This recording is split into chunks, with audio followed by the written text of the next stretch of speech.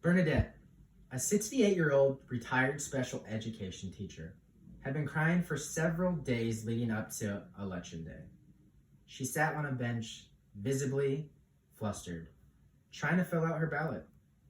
Voting should be easy. It should be safe. For many Americans, it appears to be neither. That touching story was written in the Washington Post, November 6, 2020. According to that same article by the Washington Post, 2020 will have the highest voter turnout since 1900. Of course, what this article also mentions is in 1900, America had a much smaller voter pool. Women were not allowed to vote yet, along with Asian Americans and many Native Americans. So not only are we talking about a record amount of people, but there are more people now who have the right to get out and vote. Not everybody chooses to exercise this right, however. Today, I hope to encourage any possible non-voters out there to get out and exercise your right to vote in the next election. I will give you 3 reasons why you should get out and vote today. First, I'll explain why every vote matters. Then we'll discuss why non-voters don't vote. And finally, we'll discuss the importance of exercising your right to vote. Let's start with why your vote matters. One vote can equal thousands of votes. The caveat in why your vote matters lies in the external influence of your vote. According to the University Wire, October 11th, studies show that social pressure is an effective means of encouraging people to vote if they were previously not intending to do so. In addition, the expectation of higher voter turnout influences the average person to conform to that expectation. If a person sees his or her friends and loved ones vote, then that person is not only inclined to vote, but feels as if he or she is supposed to vote. The I voted stickers aim to reinforce the power of social influence on voting. Hunter Campbell writes in the same piece written in the University Wire that publicizing your intention to vote is exactly why your vote matters.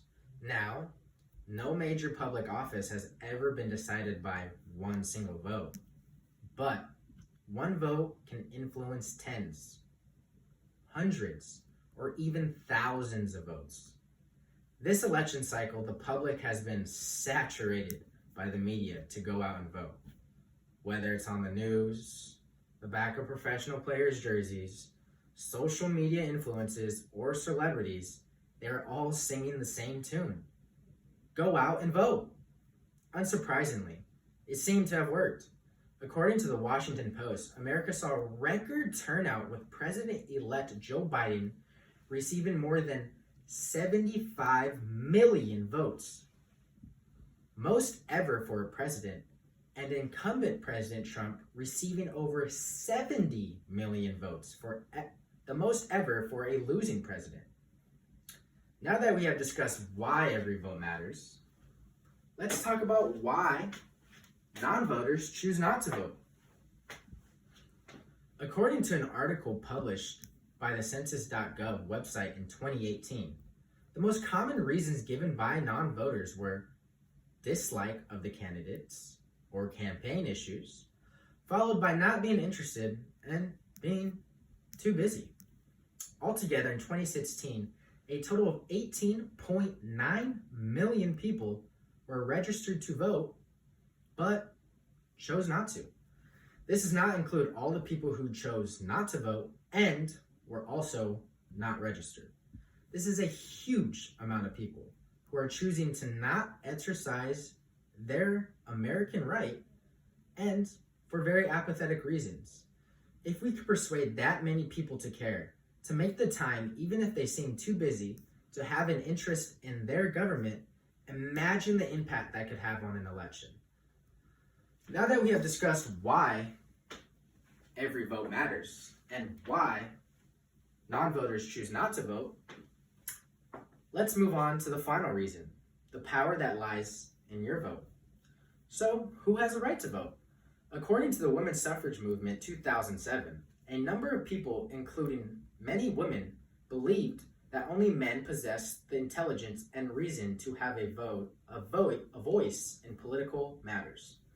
According to that same article, it took another 70 years before women could legally vote.